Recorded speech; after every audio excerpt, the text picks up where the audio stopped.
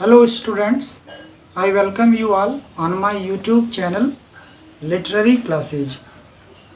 Students, today here I am before you all with a very nice poem entitled as The Road Not Taken, composed as well as written by a very well-known American poet Robert Lee Frost. Students, before entering into the river of this poem, let me tell you something about the poet. Students, Robert Frost, जिसके बारे में आपको मैं थोड़ा सा कुछ बता दूं, जिससे आपको पोएम के पढ़ने में इंटरेस्ट आएगा. Robert Frost is prominently an American poet, but he had a deep relation with Britain. हुआ कुछ यूँ था कि उनकी कविताएं शुरू में लिखी तो गई अमेरिका में, लेकिन उनका पब्लिकेशन इंग्लैंड में ही हो पाया. इंग्लैंड के कई वेल नोन राइटरों के साथ उनके अच्छे रिलेशंस थे.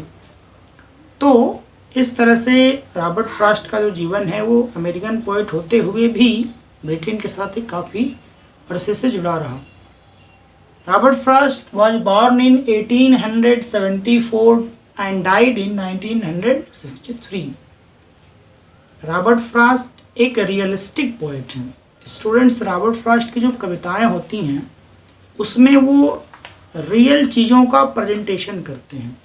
मतलब जो चीज़ पॉसिबल हो सकता है, जिनका वर्णन हमारे रियल लाइफ में संभव है. He depicts the reality of a common life. Students, आपको जान के बहुत हैरत होगा कि he has got 4 times Pulitzer Prize, a prize that is a well-known prize in the field of literature and journalism. And Robert Frost has been nominated 31 times for Nobel Prize in Literature.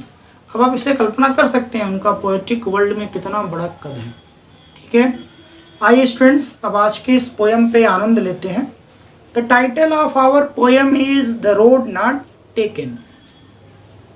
Students, ये जो कविता हम पढ़ने जा रहे हैं, ये जो कविता है the road not taken, this was the first poem of एक very well known collection of poems entitled as Mountain Interval that he himself published in 1916. यानी 1916 में रॉबर्ट फ्रॉस्ट जी की एक कलेक्शन ऑफ पोएम आया था. ठीक है ना, जो इसका नाम था माउंटेन इंटरवल. उसकी पहली कविता ये थी द रोड नॉट टेकन. ये रोड नॉट टेकन जो पोएम है, उन्होंने अपने बेस्ट फ्रेंड एक थे जो इंग्लैंड के ही थे, एडवर्ड थॉमस को सबसे पहले उन्होंने ये पोएम लिख करके भेजा था. और जहाँ तक मुझे लगता है ये एडवर्ड थॉमस के लिए ही लिखा था, क्योंकि एडवर्ड थॉमस एक ऐसे उनके फ्रेंड थे जो बहुत जल्दी अपने किए गए कार्यों के लिए पश्चाताप करने लगते थे. कोई भी अच्छा काम करते थे या बुरा करते थे तो थोड़ी देर बाद उनको रिग्रेट फील होता था. तो इस बातों को थोड़ा शार्ट करके मैं टॉपिक पे आता हूँ. तो ये जो पोएम है students, the road not taken, इसको समझने में ये सारी बातें आपकी मदद करेंगी, आपके लिए हेल्पफुल होंगी. तो स्टूडेंट्स, इस पोएम में अगर आप बात करें तो यह एक पोएम किस प्रकार का है, तो नैरेटिव पोएम है.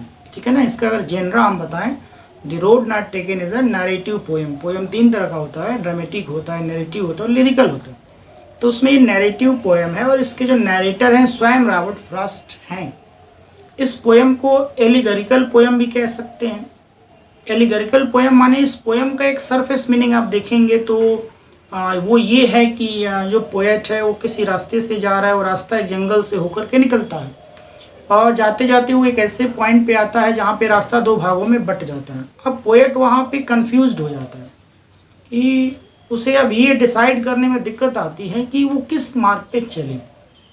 और इस समय जो होता है आटम का होता है, पूरे जंगल के जो पत्ते हैं वो पीले पड़ चुके होते हैं और वहाँ वो किसी तरह से एक रास्ते को डिसाइड करता है और ये वचन देता है कि वो किसी न किसी दिन दूसरे रास्ते पर भी आके यात्रा करेगा.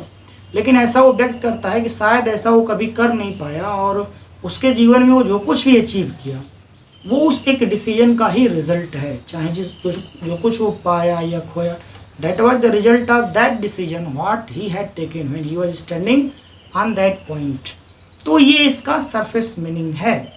अगर फिलोसॉफिकल हम बात करें तो स्टूडेंट्स, ये जो द रोड नॉट टेकन है, द रोड जो वर्ड है यह मेटामॉर्फिकली यूज़ किया गया, यानी सिंबोलिज्म इसमें यूज है। ये जो रोड है this is the representation of the choices of in our life.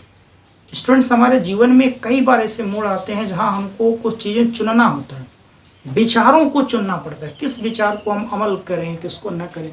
उन विचारों के चयन का ही प्रेजेंटेशन द रोड है। तो एक बहुत बड़ी चीज़ है, आप इस पोयम को एंटरटेन करेंगे तो I hope you will not only learn but you will also appreciate that this poem is really a very nice and lucid poem. Okay students, let us jump on the stanza number 1. आप लोग इस समय अपने जहाँ घर पे होंगे जब ये पढ़ें तो आप अपने बुक को ओपन कर लीजिए। मैं पहला स्टेंजा रिसाइट करने जा रहा हूँ। Robert Frost states that two roads diverged in Yellowwood and Surrey. I could not travel both. And be one traveler, long I stood and looked down one as far as I could to where it bent in the undergrowth. Students, इसमें जो पहला stanza इसमें कुछ अच्छे words भी आ रहे हैं, उसको एक्सप्लेनेशन के समय मैं बता भी देता हूँ। Two roads divorced in A yellow would, यानी एक ऐसा समय है जब जिस वो जंगल के मार्ग से निकल रहे हैं, वो जंगल में इन ए येलो वुड, जैसे यहाँ पे मैं आपको लिख दूँ, पहला जो बढ़िया वर्ड आ गया इन अ येलो वुड। अब देखो स्टूडेंट्स, ये जो येलो वुड है इसका मतलब है this is the time when mostly the leaves of each tree has turned into yellow color. It means this season is of autumn season. Poet जो है पतझड़ के माहौल में टाइम में जंगल से गुजर रहा है और क्या देखता है कि टू रोड्स डाइवर्ज्ड, वो एक रास्ते से आ रहा है और वो रास्ता एक पॉइंट पे आके दो दिशाओं में कन्वर्ट हो जाता है, दो दिशाओं में सेपरेटेड हो जाता है। वो यहाँ पे खड़ा हो गया। Two roads diverge in yellow wood, अब ये येलो वुड है, अब यहाँ ये रास्ता दो भागों में बट जाता है। तो कहता क्या है, एंड सरी I could not travel both, यानी जाहिर सी बात है कि जब वो यहाँ पे खड़ा हो गया स्टूडेंट्स, तो यहाँ से वो दोनों रास्तों पे तो चल नहीं सकता, इसलिए वो रिग्रेट करता है, उसे इस बात का दुख है, यानी he wants to travel on both but it is not possible for him और for anybody to walk at a particular time on two paths. It is not possible. That's why he is regretting. तो कहता है and I sorry I could not travel both. आप भी देख लीजिए, वो यहाँ से दो जगहों पे तो चल नहीं सकते, इसलिए वो रिग्रेट करता है कि मैं दो जगहों पे नहीं जा सकता। and be one traveler, क्योंकि उस समय यात्री वो अकेला है, या जब वो यात्रा पे निकला है तो यात्री तो वो अकेला ही है। long I stood, यहाँ टाइम से है, long I stood, काफ़ी देर तक वो यहाँ पे खड़ा रहता है, विचार मग्न रहता है, कंफ्यूज्ड रहता है, उसी को ये शो कर रहा है। Long I stood and look down one as far as I could, और उसने वन माने एक किसी मार्ग को बहुत दूर तक, जहाँ तक उसकी नज़रें जा सकती हैं वहाँ तक देखता है। मान लीजिए इसको मैंने वन पाथ कह दिया और इसको अदर कह दिया, ठीक है। तो यहाँ पे बहुत लंबे समय तक लॉन्ग आई स्टूड टाइम के लिए है, और फार एंड फार एज जितनी दूर वो देख सकता है यहाँ से वो देखता है।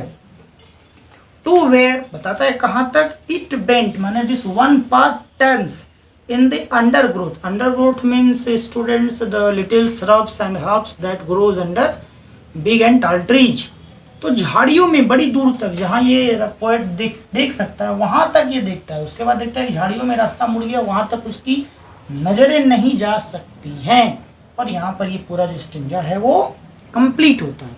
अब स्टूडेंट्स, इसका फिलोसॉफिकल एस्पेक्ट ये है कि ये जो रोड है वो चॉइसेस ऑफ द लाइफ है, और जब आप कन्फ्यूजन के स्टेट पे आते हैं जहाँ आप डिसाइड नहीं कर पाते हैं what is wrong and what is right, ये कन्फ्यूजन का जो स्टेट है that is stated as a yellow wood. यही हमारे लिए जंगल है और हमारे जीवन का पतझड़ है। जैसे अर्जुन को युद्ध भूमि में ये पता नहीं था कि युद्ध करें न करें, तो उस समय कह सकते हो कि येलो वुड में फंसा हुआ था, यही उसका वो है।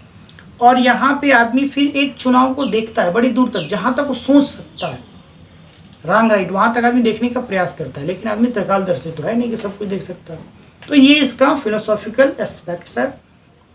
स्टूडेंट्स इस स्टेंजा में अगर बात करें राइम स्कीम, तो इस पूरे पोयम की राइम स्कीम रॉबर्ट फ्रॉस्ट ने एक ही रखा है। हर स्टेंजा में सिविनक्वेन है यानी 5 लाइन्स हैं, और आप राइम स्कीम मिला सकते हैं। वुड स्टूड बोथ, देखिए वुड बोथ स्टूड कुड और ग्रोथ, यानी वुड इसको कह देंगे, मान लीजिए आपने पहले लाइन के लिए ए ले लिया वुड, फिर उसके बाद आपका आ गया बोथ, साउंड बदल गया तो बी कह दिया, फिर आपने कह दिया स्टूड, बोथ ऊपर आया था वुड तो फिर ए आ गया, और फिर आपने कह दिया कुड, वही साउंड है तो ए हो गया, और फिर है ग्रोथ, बोथ और ग्रोथ। तो ये सबका राइम स्कीम यही हो जाएगा, ए बी ए बी, ये 4 स्टेंजाज का राइम स्कीम है, वो एक ही जैसा है। चलिए स्टूडेंट्स अब आगे चलते हैं और सेकेंड स्टेंजा में पढ़ते हैं पोएट कहाँ पहुँचता है। पहले इसको रिसाइट करते हैं, देखिए then took the other just as fair and having perhaps the better claim because it was grassy and wanted wear, though as far that the passing there had warned them really about the same। Rhyme scheme बिल्कुल same है, आप समझ सकते हैं। इसमें इस stanza में writer ने फिगर ऑफ स्पीच जैसे वांटेड वियर एलिट्रेशन का प्रयोग किया है, दोनों में डब्ल्यू का रिपीटेशन कर रहा है, तो वांटेड वियर यहाँ पे आप एलिट्रेशन कह सकते हैं। अब आइए टॉपिक पे। देन टुक दी अदर कहता है कि मैंने वो पहला वाला जिसको मैं झाड़ियों में मुड़ते हुए देखा था उसको मैंने छोड़ दिया। देन टुक दी अदर मैंने दूसरे वाले मार्ग को चयन किया, यानी मैंने दूसरे वाले विचार पे दृढ़ता दिखाई, मैंने निर्णय दूसरे विचार पर लिया, मैंने दूसरे वाले रास्ते का चुनाव किया। जस्ट एज फेयर, ठीक है ना, क्योंकि ये भी मुझे पहले वाले की तरह ही स्वच्छ लगा, सही लगा, ठीक है ना। और यहाँ तक कहता है हैविंग परहैप्स कदाचित ये भी लगा द बेटर क्लेम, दूसरी वाली मार्ग मुझे ये भी लगा कि केवल पहले की तरह अच्छा ही नहीं है, शायद उससे ज़्यादा अधिकार रखता है किस पर चला जाए। क्यों रखता है, तो राइटर कहता है because it was grassy, writer को लगा कि ये जो दूसरा वाला मार्ग है ये ग्रासी है, घासदार है।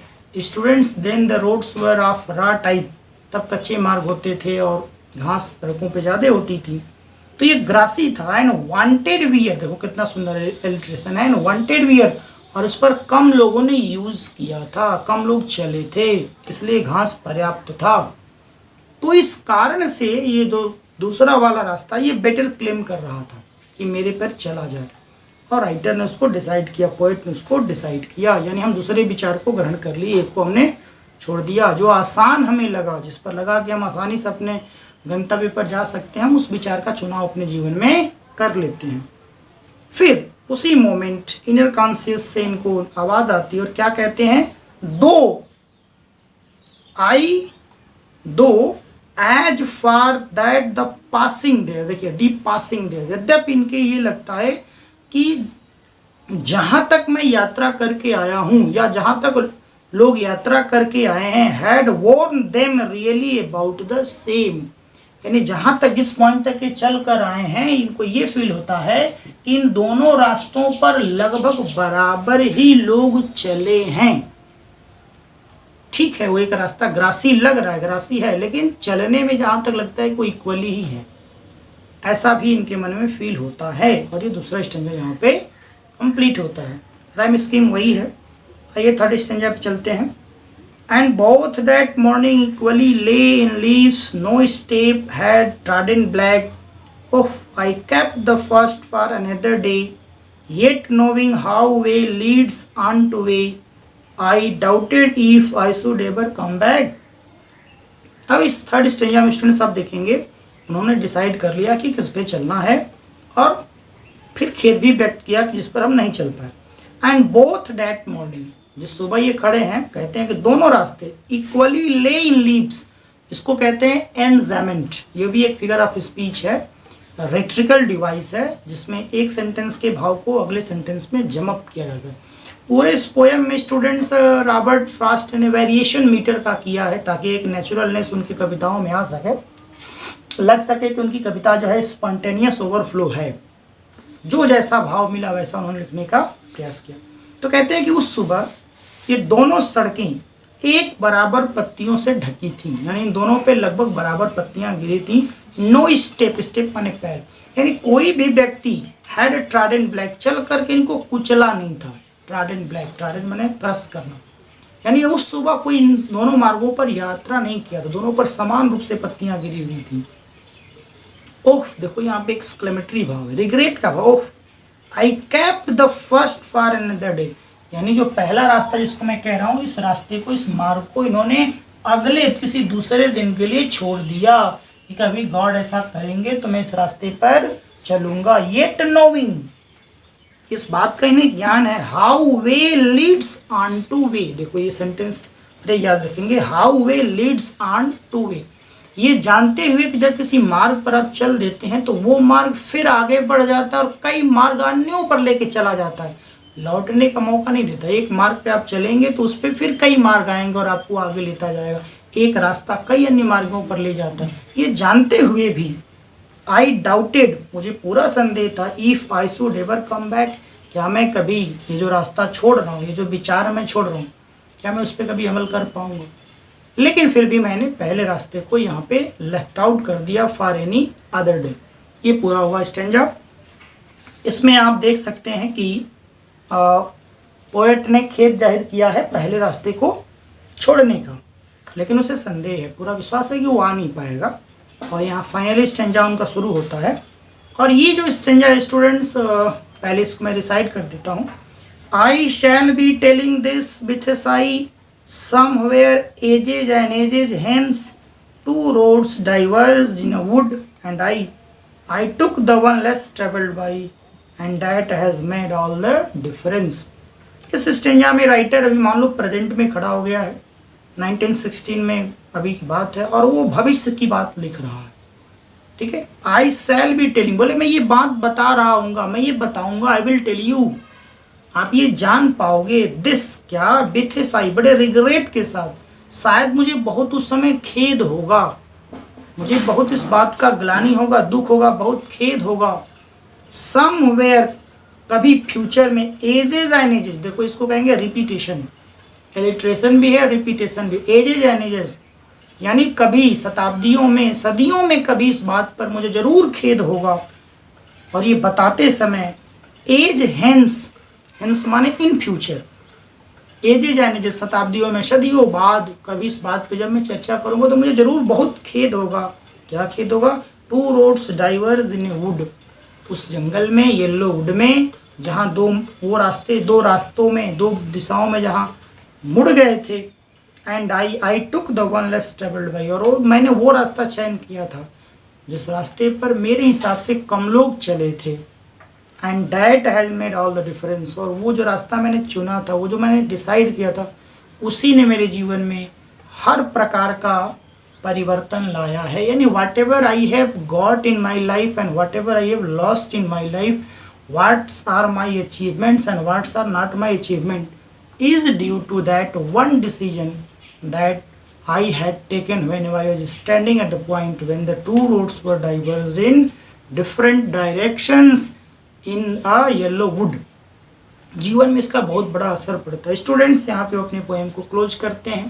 देखिए इस पोएम में अगर आप देखें तो क्रिटिकली भी पॉइंट ऑफ व्यू से देखें तो पूरे पोएम का एक ही राइम स्कीम है, मैंने लिख ही दिया है, A B A B. Sequence कहते हैं अगर 5 लाइन का स्टेंजा होता है और 4 स्टेंजा का ये पोएम है। और इस पोएम में फिगर ऑफ स्पीच भी बहुत अच्छा यूज़ किया गया है, सिंबोलिज्म का प्रयोग हुआ है। सिंबोलिज्म में आपका येलो वुड है, ठीक है ना, द रोड है, और इसके साथ साथ इसमें रिपीटेशन का भी प्रयोग हुआ है, एजेज एंड एजेंस, एलिट्रेशन का भी प्रयोग उन्होंने किया है, वांटेड वियर। तो इसको उन्होंने फिगर ऑफ स्पीच से, रेट्रिकल डिवाइसेस से बहुत सजाया है। मीटर में काफ़ी वेरिएशन है, और इसके मीटर की हम बात करें तो पूरा पोएम जो है आयम्बिक टेट्रामीटर में लिखा गया है। तो overall this poem is very nice.